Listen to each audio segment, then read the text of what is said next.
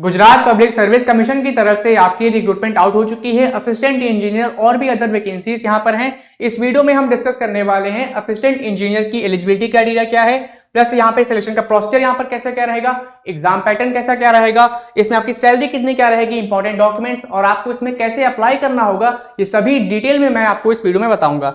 अगर आपने हमारे एप्लीकेशन रैंकिंग पीडिया एजुकेशन को अभी तक नहीं इंस्टॉल किया है तो आप हमारे एप्लीकेशन को इंस्टॉल करें और वहां पर जब आप फ्री क्विजेस में जाएंगे तो आपको यहां पर टेस्ट सीरीज भी देखने को मिल जाएगी। ठीक है, तो आप वहां पर टेस्ट सीरीज भी दे सकते हैं जाकर फ्री क्विजेस में। इसके अलावा मैंने असिस्टेंट इंजीनियर का सिलेबस भी मैंने सिलेबस में अपलोड कर रखा है। पीवाईक्यूज भी आपको हमारे एप्लीकेशन पे मिल जाएंगे, तो आप हमारे एप्लीकेशन पे विजिट कर सकते हैं। वहां पर आपको ये सभी मटेरियल्स मैं आपको वहां पर प्रोवाइड कर दूंगा। ठीक है, अब यहां पर बात कर लेते हैं, अगर आप इस एग्जामिनेशन की प्रिपरेशन कर रहे हैं, जीपीएससी असिस्टेंट इंजीनियर एग्जाम या फिर किसी भी एग्जामिनेशन की प्रिपरेशन कर रहे हैं, तो फिर आप टेस्ट पास पैकेज को इनेबल कर सकते हैं, इसको परचेज कर सकते हैं। इसकी फीस सिर्फ और सिर्फ आपकी यहाँ पर 499 रुपीज इसकी यहाँ पर फीस रहने वाली है।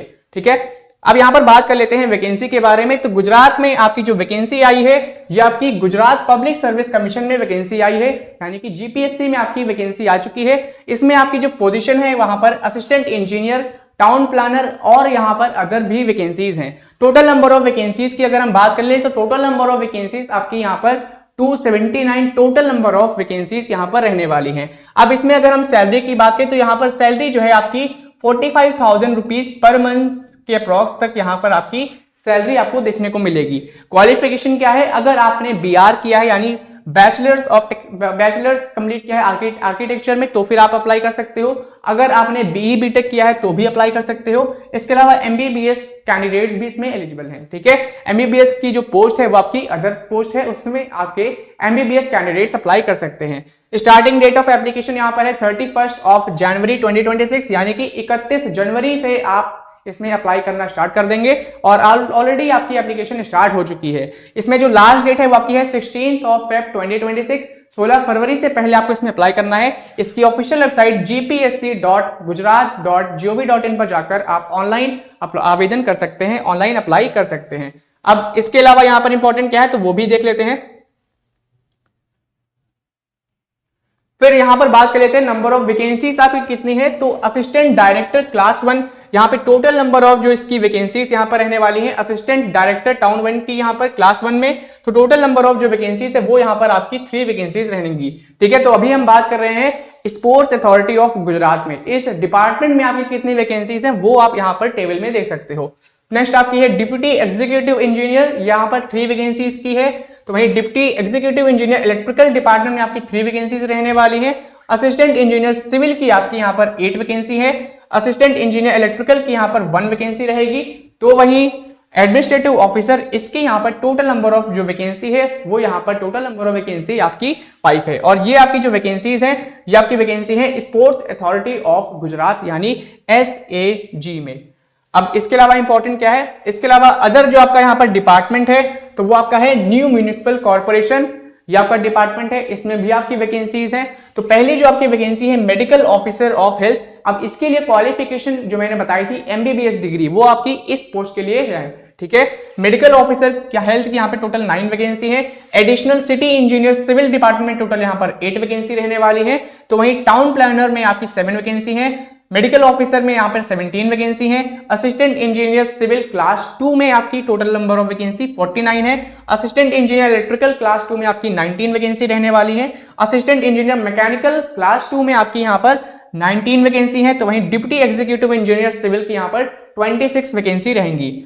इसके अलावा डिप्टी एग्जीक्यूटिव इंजीनियर इलेक्ट्रिकल में यहाँ पर टोटल 9 वैकेंसीज रहने वाली है।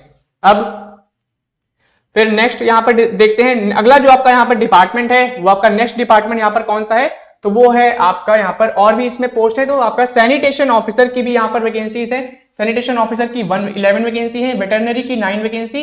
तो वही जूनियर टाउन प्लानर की यहाँ पर 10 वैकेंसीज रहने वाली है। और यहाँ पर डिपार्टमेंट कौन सा है, अगला यहाँ पर डिपार्टमेंट आपका है अदर डिपार्टमेंट। अब इसमें कौन कौन से डिपार्टमेंट्स आपके हैं, तो इसमें आपका यहाँ पर डिपार्टमेंट है GWSSB आपका डिपार्टमेंट है, और GHB आपका, ये भी आपका डिपार्टमेंट है, इसमें भी आपकी वैकेंसीज आई हैं। तो पहले हम बात करते हैं GWSSB में। तो इसमें आपकी कौन सी पोस्ट आई है, तो इसमें आपकी साइंटिफिक ऑफिसर की पोस्ट है। ये आपकी टोटल नंबर ऑफ वैकेंसी जिसमें आपकी सिर्फ और सिर्फ 1 है। GWSSB में एक और आपकी वैकेंसी है, एक और आपकी पोस्ट है डिप्टी मैनेजर की, इसमें भी आपकी 1 वैकेंसी है। और आपकी GHB डिपार्टमेंट में यहाँ पर असिस्टेंट इंजीनियर सिविल की वैकेंसी है, इसमें आपकी सिविल की जो वैकेंसी है असिस्टेंट इंजीनियर की, वो यहाँ पर आपकी 11 है। तो GHB डिपार्टमेंट में आपकी AE सिविल की टोटल यहाँ पर 51 वैकेंसीज रहने वाली हैं। एलिजिबिलिटी क्राइटेरिया की बात करें, ये मैंने आपको स्टार्टिंग में बताया था। इसके लिए क्वालिफिकेशन क्या है, BE BTech अगर आपने कंप्लीट किया है सिविल इंजीनियरिंग में तो फिर आप इसमें अप्लाई कर सकते हो। इसके अलावा अगर आपने BE BTech कंप्लीट किया है मैकेनिकल इंजीनियरिंग में तो भी आप इसमें अप्लाई कर सकते हैं। अगर आपने MBBS कंप्लीट किया है तो भी अप्लाई कर सकते हैं। अगर आपने बैचलर्स इन आर्किटेक्चर का कोर्स किया है यानी BR का कोर्स किया है तो भी आप इसमें अप्लाई कर सकते हो। ठीक है, पोस्ट वाइज क्वालिफिकेशन आपकी अलग अलग है। और यहाँ पर एज लिमिट कितनी क्या है, तो एज लिमिट आपकी मिनिमम यहाँ पर 21 ईयर्स है और मैक्सिमम यहाँ पर 30-32 ईयर्स के अप्रॉक्स तक रहने वाली है। ठीक है, बाकी रिजर्वेशन जो कैंडिडेट्स हैं, रिजर्व कैंडिडेट्स हैं, उनको यहाँ पर अपर एज लिमिट में रिलैक्सेशन भी प्रोवाइड किया गया है। जैसे SC ST कैटेगरी कैंडिडेट्स को अपर एज लिमिट में रिलैक्सेशन भी प्रोवाइड किया गया है। इसके अलावा एप्लीकेशन फी की बात कर लेते हैं तो जनरल OBC EWS की एप्लीकेशन फी यहाँ पर 100 रुपीज है, प्लस आपका जो पोस्टल चार्जेस जो आपका लगेगा वो आपका अलग से रहेगा। SC ST कैंडिडेट्स और PWBD कैंडिडेट्स को यहाँ पर कोई भी एप्लीकेशन फी नहीं पे करनी है। ठीक है, ये पेमेंट आप नेट बैंकिंग, बैंक कार्ड या अदर पेमेंट UPI के थ्रू भी आप कर सकते हो। इंपॉर्टेंट डेट्स की बात करें, स्टार्टिंग डेट मैंने बताई थी 31 जनवरी से आपकी एप्लीकेशन स्टार्ट हो गई है और इसकी जो लास्ट डेट है वो आपकी है 16 Feb 2026। 16 फरवरी से पहले आपको इसमें अप्लाई कर देना है। इसमें आपका प्रिलिमिनरी एग्जाम होगा। अब प्रिलिमिनरी जो एग्जामिनेशन डेट है वो आपकी है 26 अप्रैल 2026। तो 26 अप्रैल को आपका यहाँ पे प्रीलिम्स एग्जाम होगा और लास्ट डेट इसकी फी पेमेंट की वो आपकी है 17 Feb 2026। प्रिलिमिनरी का जो रिजल्ट आएगा वो आपका उसी मंथ या नेक्स्ट मंथ तक आ जाएगा। जिस मंथ में आपका एग्जाम होगा, तो अप्रैल में आपका एग्जाम होगा, तो उसका रिजल्ट मई या जून तक आ जाएगा। ठीक है, फिर आपका इंटरव्यू यहां पर होने वाला है, तो इसमें आपके 2 स्टेजेस रहेंगे, प्रीलिम्स आपका एग्जाम, मेंस और आपका इंटरव्यू रहेगा। तो इसके बेसिस पर ही आपका यहां पर सिलेक्शन रहेगा।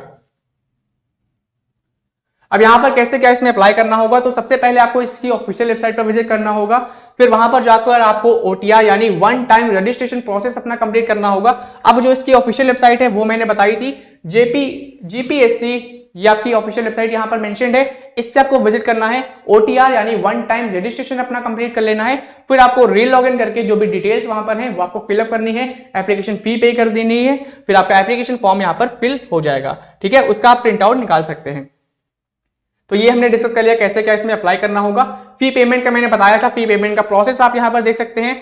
नो फी नो एग्जाम ये भी आप यहां पर देख सकते हैं। अगर आपने एप्लीकेशन फी नहीं पे की तो आपको यहां पर एप्लीकेशन जो प्रोसेस है वो आपका रिजेक्ट हो जाएगा।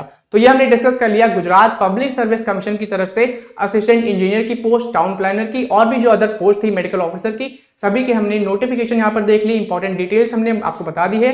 ऐसे ही अपडेट्स के लिए, ऐसे ही जॉब अपडेट्स के लिए हमारे चैनल रैंकिंग पीडिया एजुकेशन को अभी सब्सक्राइब कर ले। मिलते हैं एक और नई रिक्रूटमेंट वीडियो में। धन्यवाद।